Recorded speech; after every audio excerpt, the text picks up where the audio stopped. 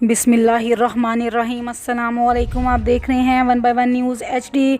तज़किरा करते हैं वज़ीर आज़म इमरान खान का। इनका कहना है इक़्तिदार संभालते ही कहा गया हुकूमत नाकाम हो गई। ख़ुद को जमहूरी कहने वाले फ़ौज से कह रहे हैं हुकूमत गिरा दो।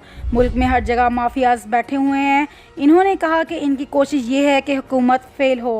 ये अपने मफादात के लिए कुछ भी करने को तैयार है। वज़ीर आज़म इमरान खान इस्लामाबाद में तकरीब से ख़िताब कर रहे थे। जैसी तहरीक इंसाफ की गवर्नमेंट आई तो मेरे ख्याल में पहले हफ्ते में शुरू हो गया था कि जी किधर है नया पाकिस्तान, और पहले हफ्ते में शुरू हो गया कि गवर्नमेंट फेल हो गई है। 2.5 साल बड़े सब्र से गुजारे, बड़ी मीडिया में तनकीद हुई और अपोजिशन तो खैर मुझे पता था उन्होंने तनकीद करनी है जब तक NRO नहीं मिलना। हर जगह माफियाज बैठे हुए हैं, हर जगह उनकी कोशिश है कि किसी तरह ये गवर्नमेंट फेल हो ताकि वो फिर उसी तरह एक करप्ट निज़ाम से फ़ायदा उठाते रहें। जो भी मुल्क खुशहाल है वहाँ कानून की हुक्मरानी है, वहाँ ताकतवर कानून के नीचे है, कोई पॉलिटिकल माफियाज नहीं है। कहते हैं कि जी हमें NRO दो नहीं तो हम गवर्नमेंट गिरा देंगे।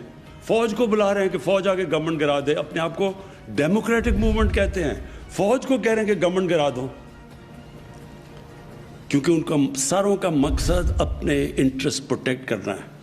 ये सारे जो माफियाज हैं ये अपने मफादात की हिफाजत की जंग लड़ रहे हैं और उसके लिए वो तैयार हैं गवर्नमेंट गिराने के लिए, कुछ भी करने के लिए तैयार। मज़ीद खबरों के लिए देखते रहिएगा हमारा चैनल 1 बाय 1 न्यूज़ HD।